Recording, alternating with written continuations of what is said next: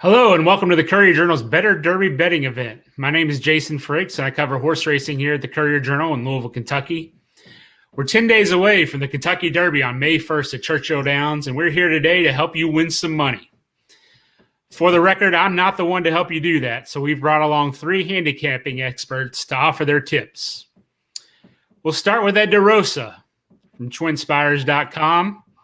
Ed, thanks for joining us. Why don't you tell us a little bit about yourself and maybe give me your favorite Kentucky Derby memory? Sure. Hopefully my analysis will be a little more illuminating than my background. It needs to be a little brighter, I guess, but I promise the wisdom will be energized. Favorite Derby memory, unquestionably 1998. I was 18, so it was my first legal Derby, and convinced my college roommate to make the drive to Beulah Park. I was in school in Central Ohio at the time, and we drove to Beulah for Derby Day and managed to sniff out the Woodford Derby double and the Derby try with Real Quiet on top and a win bet. And we brought B-dubs back to the dorm like we were kings. So, having the winner, calling my grandpa who, got me into racing and telling him, I had the Derby winner, won some money, and then being able to treat the guys and gals to some B-dubs right before finals week. Definitely something I'll never forget. And really, to me, one of the greatest traditions of going to the track any day of the year. If you win and getting to buy a round or buy dinner for your buddies, nothing like it. For sure. We appreciate you joining us, Ed. Next up, we have Emily Gullickson. Emily, thanks for joining us. Why don't you tell us a little bit about yourself and pass along any of your favorite Kentucky Derby stories? Yeah, my name's Emily Gullickson. I'm a partner over at Optics EQ. I also work for TwinSpires and Brisnet. I'm fairly new to the game, so I think that maybe my best Derby is still ahead of me. But I've had a couple winners so far. Or I'll have another Animal Kingdom, and been trying to beat Baffert the last few years. So I think we'll try that again this year. All right. We'll definitely get around to talking about Bob Baffert and his chances later on in the show. Finally, we have Brian Nadeau. Appreciate you joining us, Brian. Why don't you tell us a little bit about yourself and any favorite Derby memories from you? Yeah, thanks, Jason. Just a freelance handicapper. Do work for Capital OTB. Did the Fairgrounds media and TV this winter as well. And I'm here in Louisville doing Derby notes as well for Churchill Downs. So really looking forward to it. Much like Ed mentioned, my favorite Derby, the first one I ever played, 1995, Thunder Gulch, as a college student at good old SUNY Oswego, and kind of along Ed's lines too. A few bucks to win on Thunder Gulch in the area of about $51. Bought a lot of cocktails and had a lot of fun that weekend. So, but it's a great story. I think a lot of us remember those kind of scores. It kind of gets us into the game and says, you can make money at this. And way back when, the White Bridle at Thunder Gulch was still one of my all-time favorites. So I have fond memories of that, and won't lie to you, still trying to chase a score like that ever since. Great. Well, we appreciate Ed, Emily, and Brian joining us tonight and bringing their expertise to the show. Here's what we're going to do. This is the way we're going to do it. We have 8 Kentucky Derby prep races, and we'll use each of those races to sort of analyze the horses from those races who have advanced on to the Kentucky Derby. We'll start with the Tampa Bay Derby, and we'll finish up with the Arkansas Derby and kind of give you some tips on which of these horses maybe you want to take a look at, maybe some horses you want to throw out, what the good bets are and what the bad bets are. And at the end of it all, we'll try to pin Ed, Emily, and Brian down on some picks. So without further ado, let's get going, guys and gals. We'll start with the Tampa Bay Derby.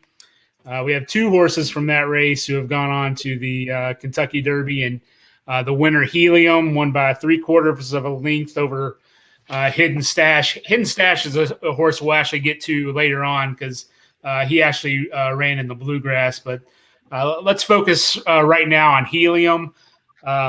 Sort of an interesting play here, kind of the unforgotten, unbeaten horse, if you will, at 3 for 3 for Mark Cassidy. Whoever wants to start in on Helium, what are your thoughts? What are our thoughts on this horse?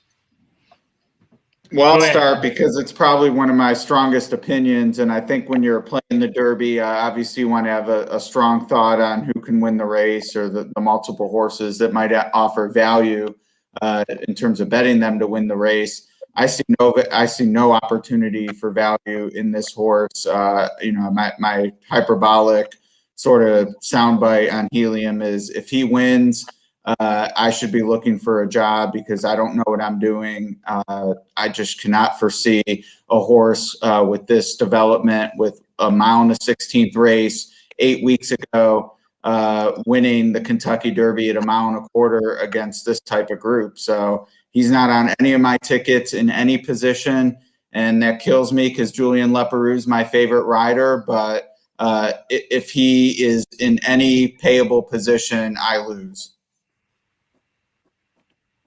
I'll jump in next. I've kind of followed Helium because I follow the Woodbine circuit. So watching him just kind of from the debut and him showing some ability in those races. And so from that perspective, it wasn't that much of a shock to kind of step up in the Tampa Bay Derby.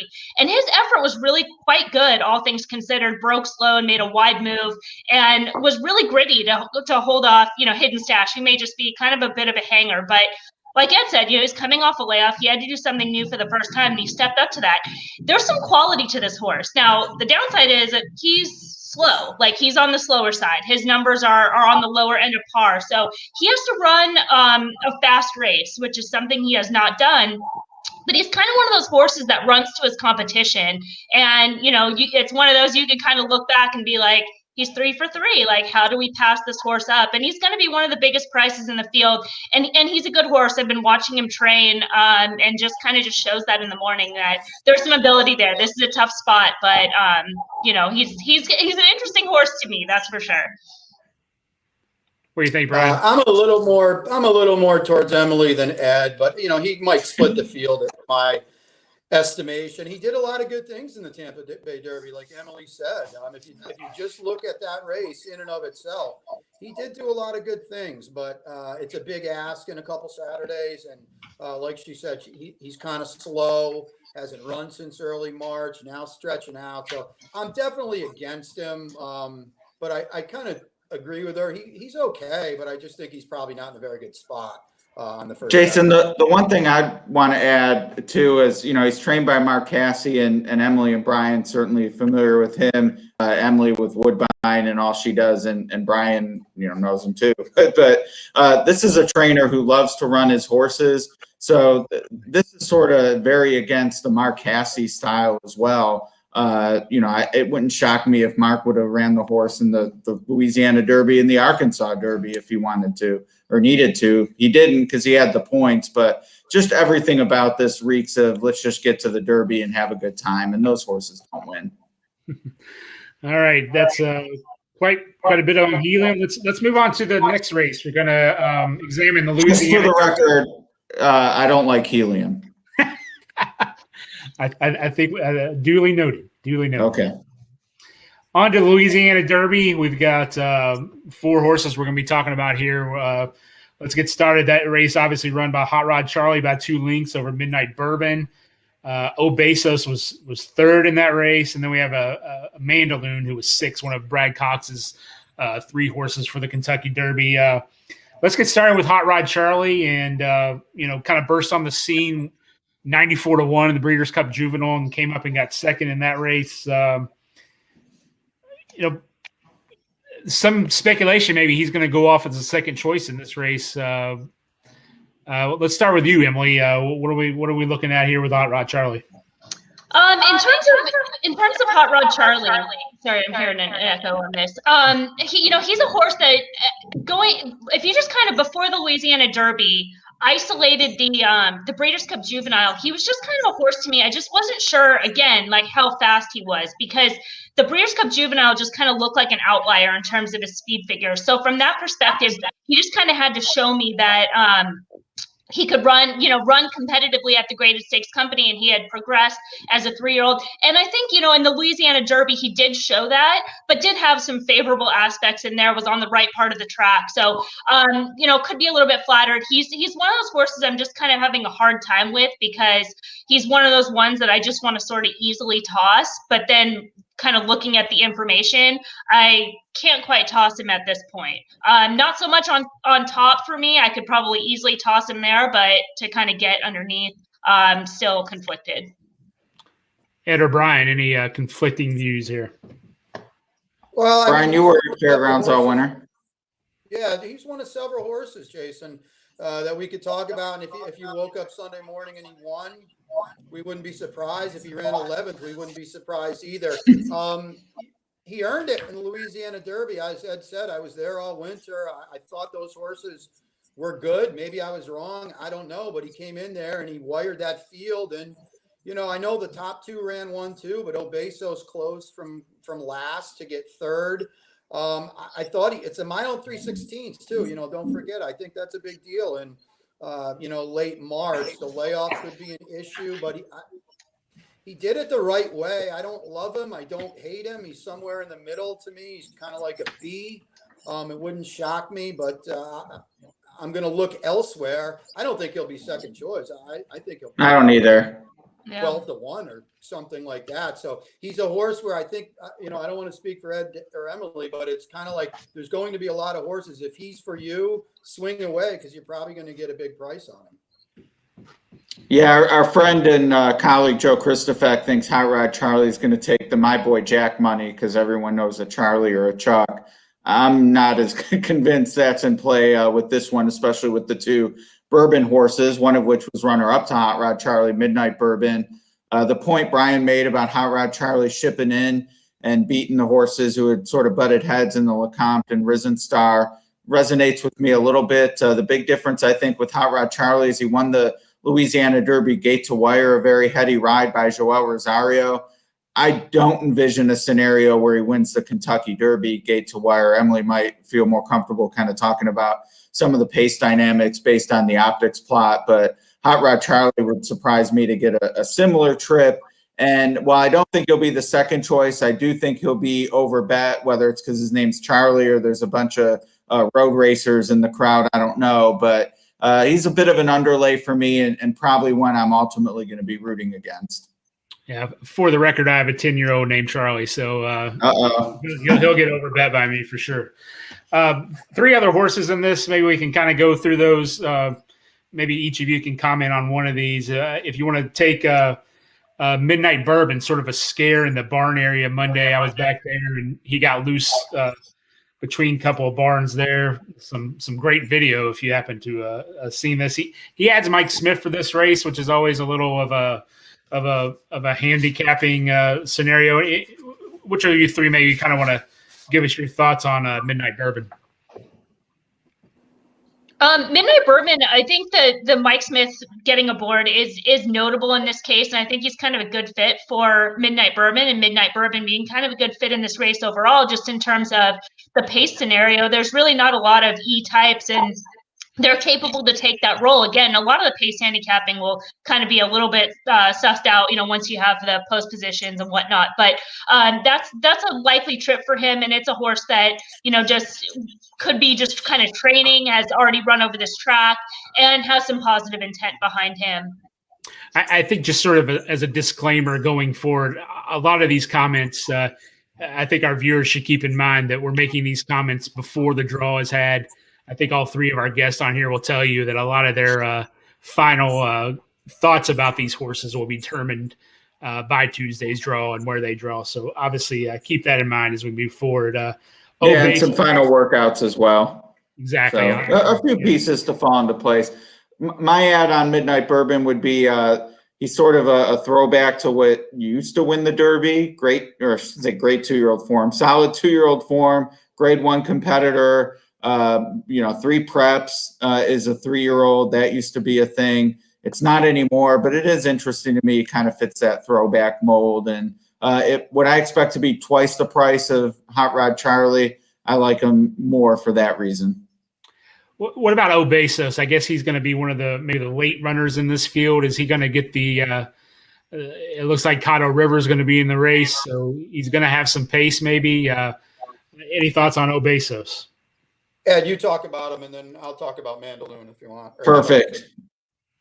Yeah, Obezos. I'm definitely falling for this one. I know I'm not the only one. So, as always, you want to be price sensitive. Obviously at 30 or 40 to 1 in a 20 horse field, you're like Brian said about Hot Rod Charlie. If he's for you, you take your swing. Definitely don't want to wake up Saturday morning and see Obezos is like the 6th choice in the Oaks Derby double. Will Pays and is 15 to 1. That wouldn't be exciting to me at all. So definitely like him as a long shot and need to demand that. But I was there in New Orleans. I loved what I saw in the Louisiana Derby. He was the one closing. I thought there was some fight there. I thought the jockey made a nice move. It looked like he might go between horses, and he was on the rail. So it's kind of some good Derby, Kentucky Derby trial there. I just saw a lot of positives in a horse who seems to be going in the right direction. He's by Orb, so the pedigree, not a huge concern for me at a mile and a quarter. And again, if he's around 30 to 1, I'm going to take my swing. Obezos is definitely a horse for me. And then we have Mandaloun, 6th in this race. And talking to Brad Cox this week, he's sort of playing the Thunder Gulch angle, if you will, a horse who threw in a dud in his race prior to the Kentucky Derby. Thunder Gulch was 4th in the Bluegrass. Are you buying it, Brian? Well, Thunder Gulch was 4th, beating I think a length and a half. Jason, no, Mandaloun was terrible, and I say that no, the line behind Mandaloun's fan club forms behind me, and he was awful. I'm rooting like hell for him next Saturday, just for a vested interest, but it's very, very.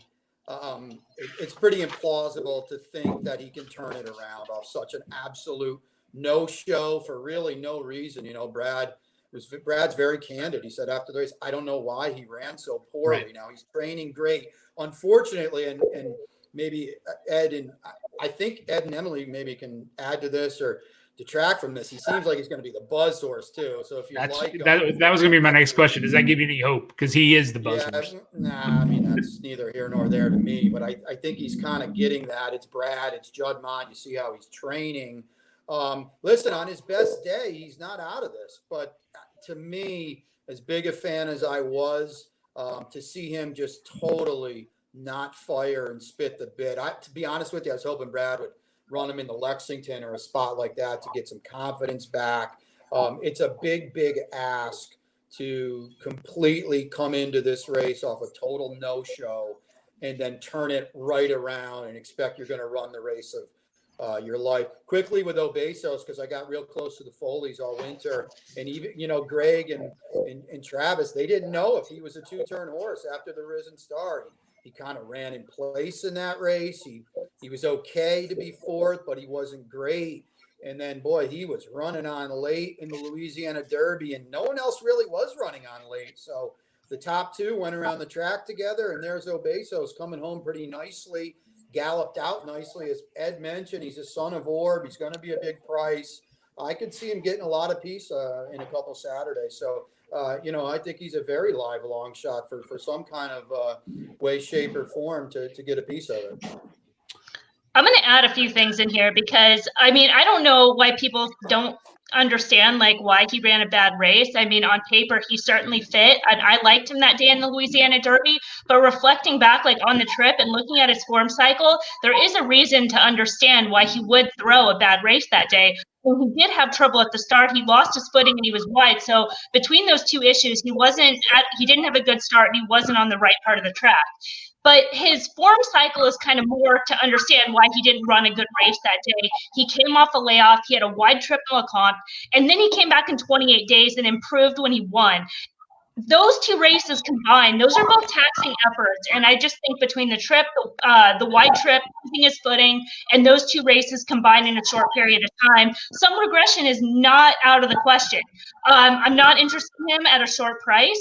So I think that that's going to be important. But him cycling forward, having 42 days rest, training well coming up to the race, there is just absolute reason for me to see this horse rebound. Bezos, on the other hand, I think he got kind of a suck-up trip. I mean, he was on the inside. He was on the right part of the track. I think people are going to see that and be like, oh, he wants more ground. Oh, he's passing horses late. He's passing tiring horses, and he's on the right part of the track. So, I mean, if you pay price, whatever, I'm not going to diss him to run underneath, but I just think that trip is like pretty flattered, and people are going to kind of get drawn into it. The one thing too we haven't really mentioned, this is the one hurdle that really no one's crossed yet. 6 weeks from the Louisiana Derby. That's been pretty problematic. You know, it's different horses each year, and I readily admit that.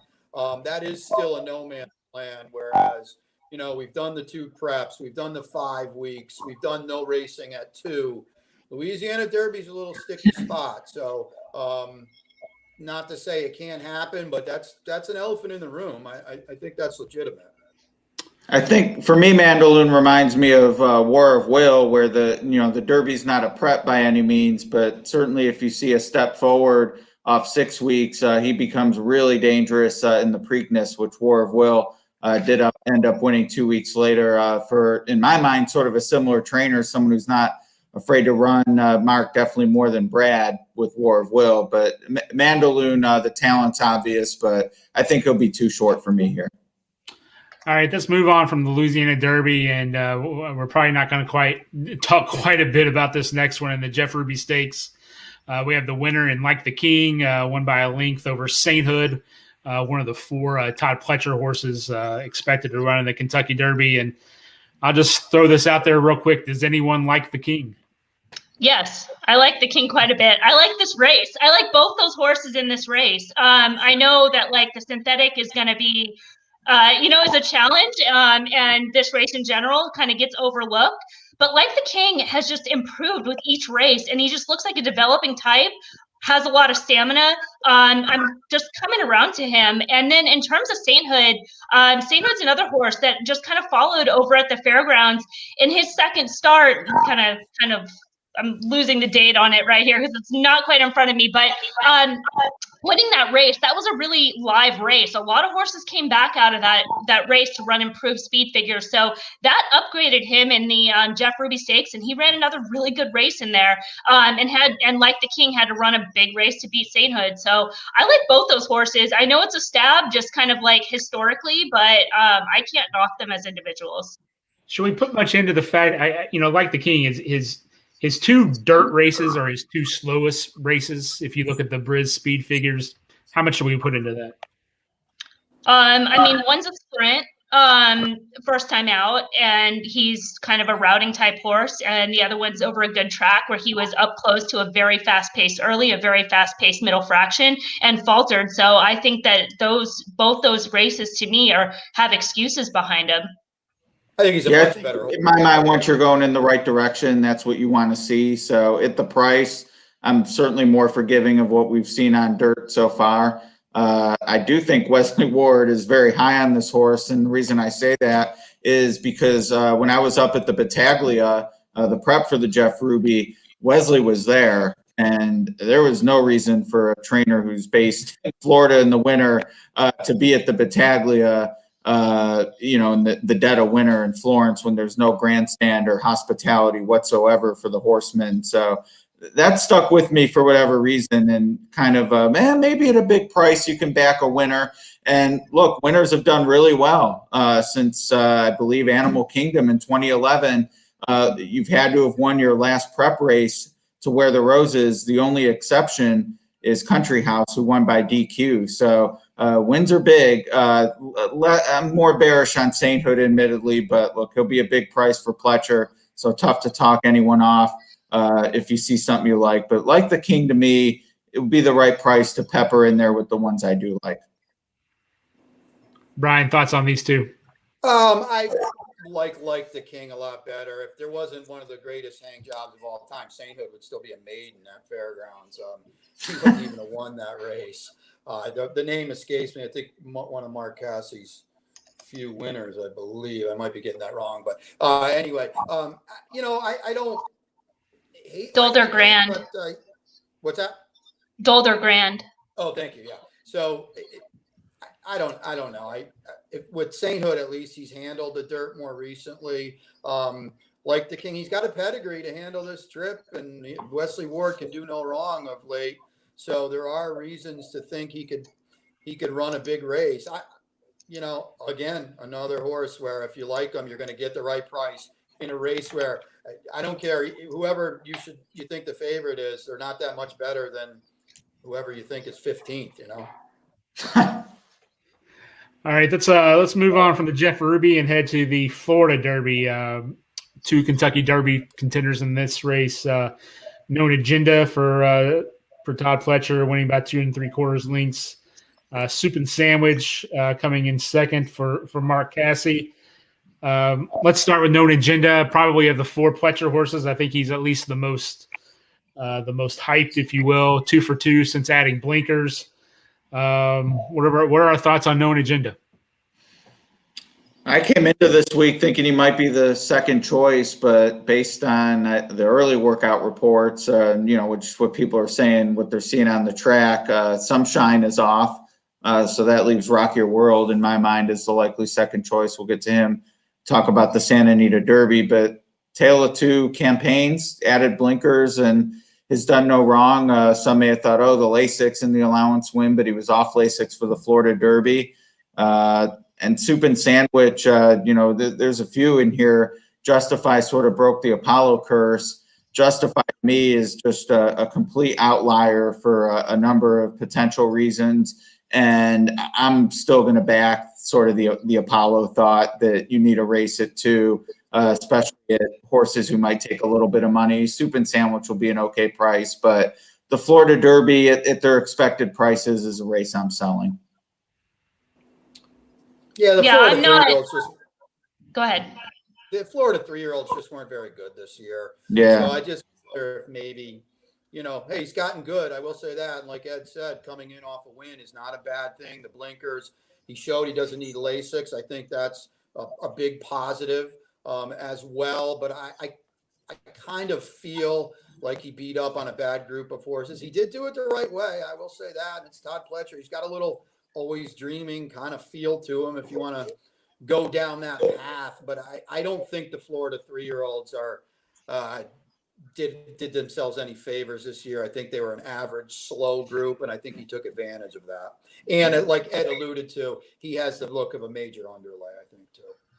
Yeah, I mean, I think we're all kind of like on the same point, just in terms of that race not being very good and both those horses getting some attention out of it.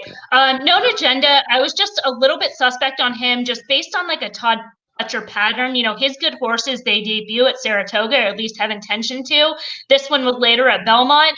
And then they kind of went in different paths, staying at Aqueduct in Tampa, which again is not, typical. They would run down at Gulfstream if they were like A-string types. And then the Florida Derby was like a fine race, but he's drifting out late and he's all over the track and just, visually is not great. And I'm not high on Soup and Sandwich, who is second. And Soup and Sandwich is one of those horses, and we talk about names that are going to get bet. Just kind of seems like one of those names that's going to get bet, and especially being a gray horse that has a little bit of tactical speed, could just be an underlay from kind of that perspective as well. Good points. All right. Yeah, Brian's point about the class in Florida, who was that Saffie Joseph horse who was the second choice? He was terrible. Yeah, and then Perseverance shipped to the Wood, which just was absolutely dreadful. So the form's not looking too tough. Yeah, you look at that back of that race. Greatest Honor went into that race as the 4-5 favorite, and obviously finished third. Is off the Kentucky Derby trail. So let's move on, because I think we're gonna have a lot to talk about when we get to the Bluegrass here. So. Obviously, the winner, the Kentucky Derby favorite in Essential Quality, the runner-up and Highly Motivated, and in the fourth place, Hidden Stash. And one thing I I wanted to ask about essential quality. Obviously undefeated for Brad Cox. What are we thinking about his odds? And the other thing I would want to ask about this, if essential quality was trained by a Bob Baffert, how much lower would those odds be on him? I mean, Brad Cox is pretty decent. Yeah. I guess maybe the better way to answer that question, would we have as many questions about essential quality if he were trained by Bob Baffert, being an undefeated horse going in the Derby? It seems like because he's not a Baffert horse, that he's maybe not held in the esteem that an undefeated horse going in the Derby would normally be held in. Well, it might be because he's kind of slow too. I don't know. He's a really good horse. Don't get me wrong. He's undefeated, and he did gut it out in the bluegrass, showing I don't want to say a new dimension, but he showed he could win a dog fight. But as I mentioned earlier, if he is the favorite, we know that. I think he'll probably be 5-2 or something in that vicinity. But again, my point earlier was, okay, so let's all agree that he is the favorite. I think he's the horse to beat, but he's marked not that much faster, regardless of, where you want to look, than who might be 10th. So I think maybe that's why. And then maybe, everybody that thought he could have been a lock, we saw that bluegrass and said, boy, he wasn't as impressive maybe as I thought. And it was kind of a weird race where only 2 horses ran, and now he laid it down that, he's got to come back in 4 weeks. So, I don't know. I'll be interested to hear what Ed and Emily say. I don't like anyone in this Derby. I wish like hell I liked essential quality, because we might wake up and we're going to be like, how the heck did he pay $8.40? For some reason, I can't get my grips around him, that he's that much better. He has that much of a margin for error than anyone else in this race.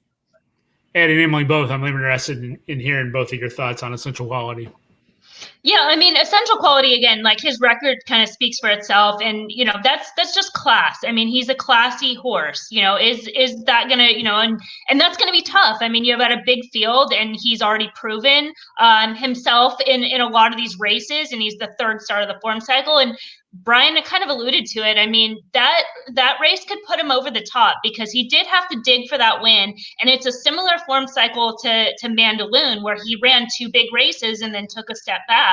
So there are some concerns on that front. I think watching him train, following the workouts, are going to be really important. He has to look like a horse that's going to be improving or staying the same, like 0 steps back, because there isn't that much of an edge with him over most of those horses in this field. And I mean, in terms of highly motivated, I mean, it to me is an upgrade, because if we talk about changing a run style, he changed his run style that day by being on the front end. And, I think that race probably helps him more than anything, just getting even a little bit more speed and getting a little bit more conditioning and getting back to his run style. He's a super classy horse. I mean, he beat Known Agenda in their maiden race in a really classy manner. If you just watch those 2 horses, he looks on a completely different level.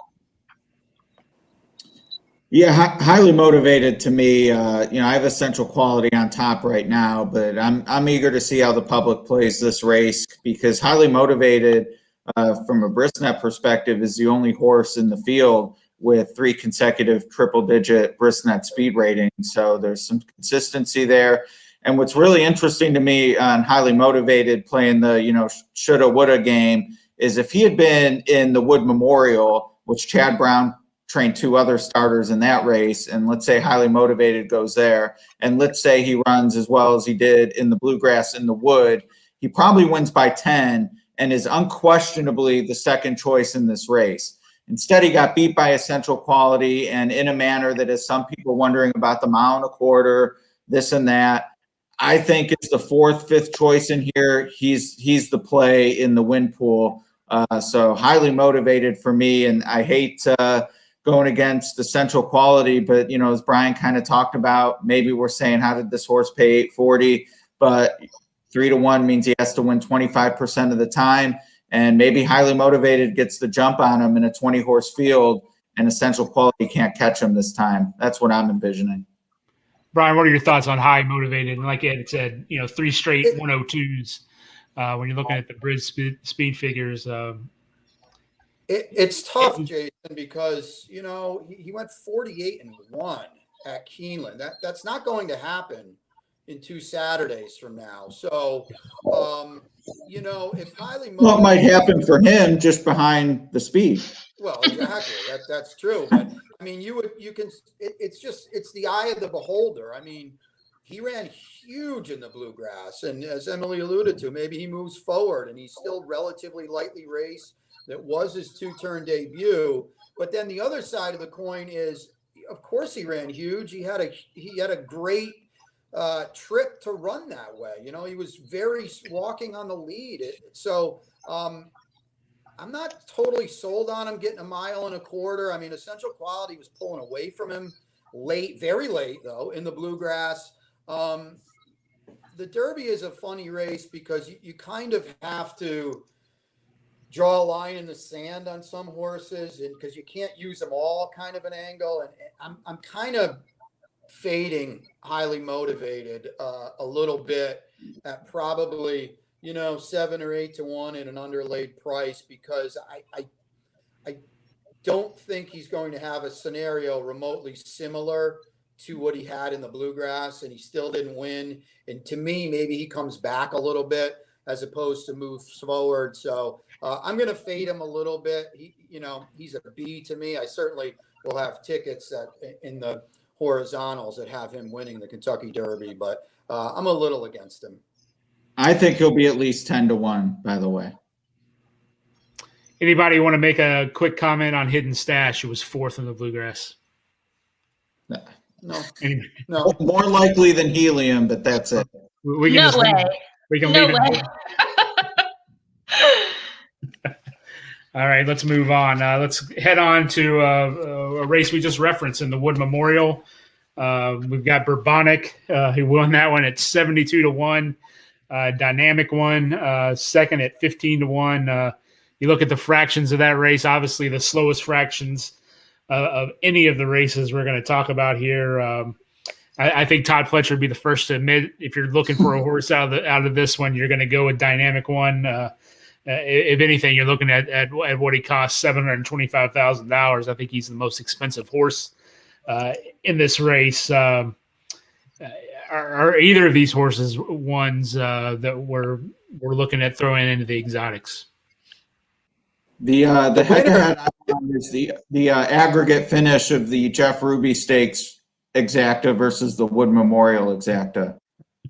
I think that'd be a good trained by Todd Pletcher, he would have been 200-1 in the Wood Memorial. It was Pletcher's longest priced winner ever for him, which is pretty in the third long in the Arkansas Derby. You just look at those fractions, and I remember thinking at various points, Crowded Trade's in a spot to win. Dynamic One's in a spot to win. Wyburn's going to keep going. None of them did. Kudos to Kendrick. He made it all count, and he has a Derby mount now. But man, how did Market Maven fade to 8th setting those fractions? Yeah, he's a 50,000 maiden claimer winner. I just have a hard time getting too amped up, and they're both trained by Pletcher, so that's always I think worth some money. They'll have to beat me. Yeah, I think they're a little bit below. I mean, I'm probably saying what Ed and Brian are reiterating here. Dynamic one, probably the better of the two, but I don't know if that's saying all that much. He's certainly not a horse that I upgrade by any means based on his price. I mean, he's shown you who he is. Like, I don't know when that kicks in or whatnot, but I mean, that's just not something that I would factor in to anything at this point. I think his races and what he's run on the track are kind of what you should put a little bit more weight into. Sounds like we're throwing out the Wood. Well, the Wood's as much about who didn't run as who did. Ed mentioned Prevalence. He was god-awful. Chad had 2 in there. Both looked really good on the backstretch, and they didn't fire. Wayburn got exposed out of the Gotham. So it's just tough to, and somebody mentioned the price on Crowded Trade. The Phipps bred this horse, and they decided to sell him at auction. I mean, I don't know. It's tough to think anyone comes out of that race. And isn't the Wood, Ed, you're the stat guy, isn't the Wood like 0 for Fusaichi Pegasus or something like that. It's a well, Monarchos and Funny Side were both in the wood. They didn't win it, but since then it has not been a factor. Yeah, I think Fusaichi Pegasus was the last. He's the last winner. Yep. To double up. Yeah. So. All right, let's move on to maybe a slightly better race in the. I do like Bourbonic more than Helium, though. Who's going to be the longest shot at the 20? Do we have a fill on that yet? Hidden Stash. Hidden Stash. Okay. It'll probably be Helium. Oh, see, yeah, I was kind of thinking that, but he actually took money in the 5th pool. Like, Okay. betting him. He's a good horse. Interesting side bet. We'll have Don't to sleep. keep track on as we get closer to Hidden Stash would be my. Yeah. Okay. All right. Santa Anita Derby. We got 3 in here, the top 3 in Rock Your World, Medina Spirit, Dream Shake. Let's start with Rock Your World, 3 for 3. John Sadler said he was sort of laying in the weeds all year with this horse, and sort of an interesting move here in the last couple of days. He's going to add Joel Rosario. What are our thoughts on Rock Your World? I can start with him. I mean, he is a really good horse. He showed that before training up to his debut. He showed that he was super impressive in his debut. He's been versatile coming off the layoff into stakes company for his second start, and then winning the Santa Anita Derby. So, I mean, that takes a level of class. He did have a lot in his favor. The inside was the place to be. I don't think that the Santa Anita Derby is like that strong of a race. I don't think much of Medina Spirit. I think he's a little bit slow. He had to actually like move forward. I mean, his speed figures were kind of right there with our boy Helium up until the Santa Anita Derby. So, you know, I mean, to me, Rock Your World is a good horse. He's one I have to use just because he's talented. But like Ed said, I mean, he just might be one of those second choice horses with which is just tough, where it's just going to come down to number at that point, where I like the horse, but if he's too short, it's just going to create opportunities elsewhere.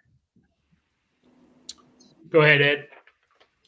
Yeah, that pretty much sums it up for me. I'll add that he is an Apollo horse. Barely, he ran on January 1, but at a short price. It's another reason that maybe I'll look elsewhere. It does seem like he is going to be the second choice, just based on chatter and who people are excited about. So I'm pretty much expecting him to just be too short for me. Medina Spirit, I thought Emily nailed it perfectly. You just kind of know who he is, and that hasn't been good enough when the real money's on the line. And then it sounds like Dream Shake is almost certain for the Pat Day Mile.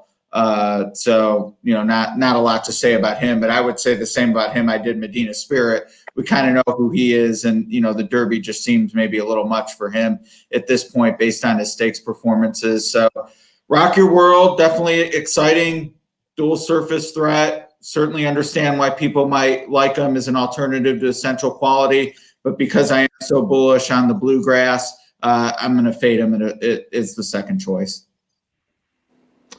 Yeah, Dream Shake probably most famous for winning that Bezos race, right? Dream Shake beat Bezos, yeah. Rock Your World's a good horse. I mean, he might have been on the best part of the track. He went 46 flat that day. I mean, if he does that in the Derby, he might be 12 clear unless they're on a dead send mission with Cattle River, and we'll talk about that. He's run the best race to me. He hasn't, you know, he's won from off the pace as well. I think that bodes well. I mean, that Santa Anita Derby was pretty heady stuff, and it was pretty fast in a year where no one else is very fast.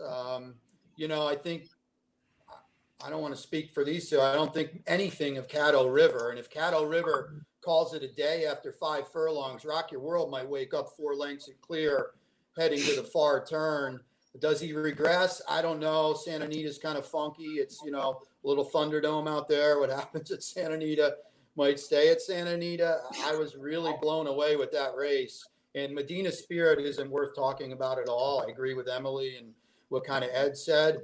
But, boy, this horse ran a hole in the wind. And, you know, I read somewhere John Sadler said, you know, maybe we won't be on the lead. I don't know, but he's going to be close if not.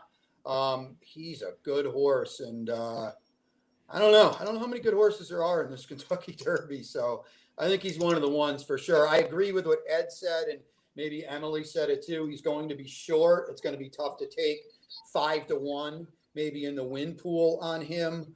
But there's a lot of horizontal and vertical exactas. I think he's a big player in this race. It sounds like you're all in agreement that we're throwing out Medina Spirit. Yeah, the improvement I'd have to see. I do like that he's a throwback to sort of the old Bob horses, a cheap sale purchase. He runs in a bunch of races relative to what others do. Kind of reminds me of Silver Charm and Real Quiet in that regard, but this just doesn't have the same vibe to me. Yeah, I mean, you asked, a question earlier in terms of like if Essential Quality was trained by Baffert, would he be shorter? And I think if Medina Spirit was trained by anybody but Baffert, he'd be a lot longer. Even though he's been consistent, again, it's one of those where I think the trainer will get a lot more attention than a horse that just kind of like he fits in this race, but there's no edge in any category. All right, let's move on to our. More Go ahead. I'm sorry. Does Real Quiet or Silver Charm. Let's move on to our final prep race here in the Arkansas Derby. We've got 3 horses, maybe a fourth. We'll touch on that later. But the winner, Super Stock, trained by Steve Asmussen, co-owned by his father, Keith. And then we've got Cotto River, Get Her Number. And if Dream Shake does not run, then we found out today that Bob Baffert is considering running Hozier in the Kentucky Derby. He's currently 21st on the points list, so he possibly could get in after his last place finish in the Arkansas Derby. Let's start with Super Stock. And one thing I noted is he is the most experienced horse in this field with eight races. Doesn't sound like a lot based on maybe our past experience with this race, but what are we thinking about Super Stock? I want to yield to Emily first. Right way, she watches a lot more races back than I do. It seemed like a perfect trip win against a horse who was absolutely dreadful at the price and Concert Tour, and Cattle River managed to stick around and somehow keep second. Where was everyone else? So someone had to win, and he did. But I'm interested in her take on the actual race. Yeah, apparently you don't have to watch a lot of races to understand what a perfect trip looks like. So that's what happened. He got just a perfect pocket trip, and just when nobody else was finishing, angled out, was in kind of the right place at the right time. Concert Tour, obviously yeah, something's amiss there. They're not running in this spot. He didn't finish that day. Kick on, not like a DNF. But and then Hozier, he was the horse that probably had the best chance to beat Concert Tour, and he was kind of a no-show. So Super Stock, I think building off that experience, kind of moving forward with each race, maybe that's a positive, having that foundation, especially in a race like this that's just kind of like maybe that experience kind of carries in a field like this. But just overall, again, he's just another horse that it doesn't really have any edge in terms of like class, speed, pace, form that's gonna put him over the top of any others. The only thing I'll add is just to play devil's advocate a little bit. There were other horses in the race that could have closed and they didn't. So I think maybe he gets beat up a little bit. I know Cattle River is not much, and Concert Tour, something didn't work out for him that day, and maybe he got exposed a little bit too. But he did run on late. He comes in off a win. The problem with me is he's dialed in out of a Closing Argument mare, and I know Closing Argument ran a big race in the Derby, but that's like a miler kind of pedigree to me. Maybe he'll pass some, but it's tough to think the Arkansas Derby is going to play have a major impact in the Kentucky Derby. But we haven't talked about Cattle River. I don't really think anybody thinks he can win. You can make a case he's about the most important horse in the race because he's going to add pace now. He could, he could string along, the California horse, and maybe he puts, a lot of pressure, maybe highly motivated, is amped up, maybe Essential Quality is. I don't think Caddo River has any chance to win this race, but he's good enough to let them know he's in there for 5 furlongs, and that could make it interesting. If horses are amped up, getting on the hard chase. I would say on super stock, I mentioned earlier about, horses who won their final prep, winning the Derby. So, for that type of stat handicapping, he's interesting at 20-1. You're actually going to get a decent price on a previous winner. Certainly like super stock more than Bourbonic or Helium, both of whom won their last race. Brian's point about Caddo River, I would say we've also seen forwardly placed horses do very well in recent Derbies. I mean, Authentic took it to the race last year. Tis the Law, I thought, looked 2-5 at the quarter pole and never got by. Justify had to deal with the sprinter promises fulfilled, I think it was, and then still held off, Good Magic and Audible. Nyquist was ahead of Exaggerator the whole way around. So, there's something to be said for that trip.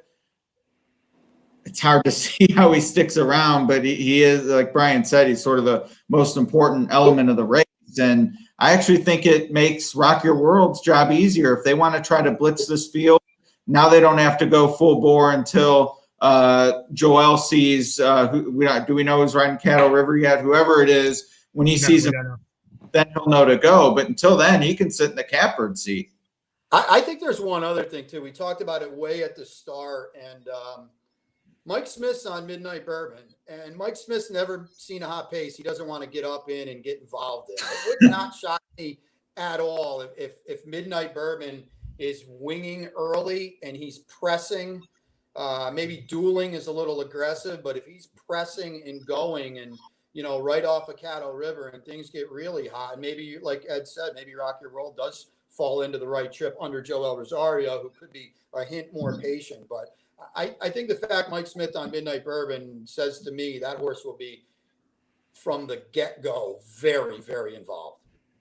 In terms of optics plot, all three, Caddo River, Midnight Bourbon, and Medina Spirit, are in the same position at the first call. So they're, like, based on the races that they've shown so far, they're all kind of in that position where they could be forwardly placed and just as fast as one another. And then same thing with Rock Your World, again, just kind of off that one race, has a lot more finish, just kind of overall. But I agree. I think Midnight Bourbon, I think that's going to be their best bet. And again, I think a lot of that just kind of fine tuning in terms of pace will depend on post positions, because that might force the hand to some of these horses that, haven't maybe necessarily been E-types or, have been E-types, but kind of have to take a different trip based on post. We'll kind of sort out, but I would expect, I'm with you, Brian. Midnight Bourbon, I think, is going to be on the lead. Anything we need to say here about Get Her Number or Hozier? Anyone? Nope. Negative. Works for me. All right, we've gone through the races. We've gone through pretty much every horse here, and before we sign off, I kind of want to put each of you on the spot, if you will. We'll start with you, Ed. Give me how we want to do this. Give me a horse outside of essential quality, since he's going to be the favorite. Give me a horse that has to be in your field and or has to be in your exotics, and a horse maybe that's going to be 21 or longer, 20-1 or longer, that you like as well. Yeah, no, it's an easy one for me this year. Definitely highly motivated, who might pick to win over essential quality. It's those two for me. So certainly highly motivated, and Bezos, I just think is interesting prospect going the right way at a big price. So those are the two for me. Emily, you're next. What was the question again? Give me a horse outside of essential quality that you feel like has to be in your exotic wagers. One of the better ones, and then give me a long shot that you feel like has to be in there as well.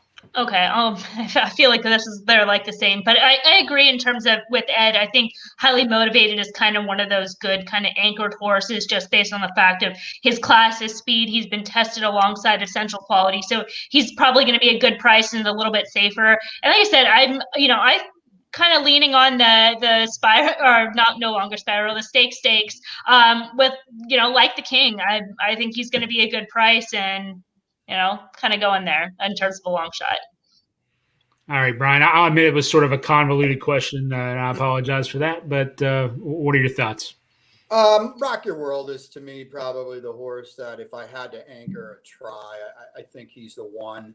I just like his overall buy. I like his last race. It was just so fast. I'm on the Obesos train. I hope we're going to get a square price. I wish I was more like Emily, like really outside the box, because I do think Ed and we might look up at 2:00 on Saturday afternoon and be like, oh, that horse is 17 to 1 or something. Because he's 35 to 1. Let's just be honest. But if you nobody remembers you're a bad third, they just remember your third at a big number. So I think he can get a piece of it. He'll be my well, maybe he's not so funky that he's my long shot if he would apply. All right, we got a few more minutes here. If anyone wants to throw out another angle or something we haven't talked about, feel free. If not, we can call it a close. Maybe just how about all three of you? Maybe just sort of give us a final comment here. We'll start with Ed since he's got his hand up. Well, I always like asking my colleagues who they think is going to be on the lead at the quarter pole. So turn it from home. Ooh, I'm probably with Brian on this. I think that Rock Your World is probably going to be like I would imagine if he's going to run the race, like he's going to be in that spot. So yeah, I could see that. He might finish 10th, Ed. He will be on the lead at the quarter pole. All right. I'm kind of, I mean, he makes the most sense. I wouldn't hate it if highly motivated trying to run away from the field at that point. All right. Well, that'll do it for our better Derby betting event. Say that 3 times fast. We really want to thank Ed and Emily and Brian for joining us tonight, and hope you all enjoyed the show. And 10 days out from the Kentucky Derby, and hopefully it'll be a good one. We appreciate everyone joining us tonight, and have a great Derby. Thank you. Thanks, Jason. Good Ed, night. Emily, always a pleasure. Go Bucks.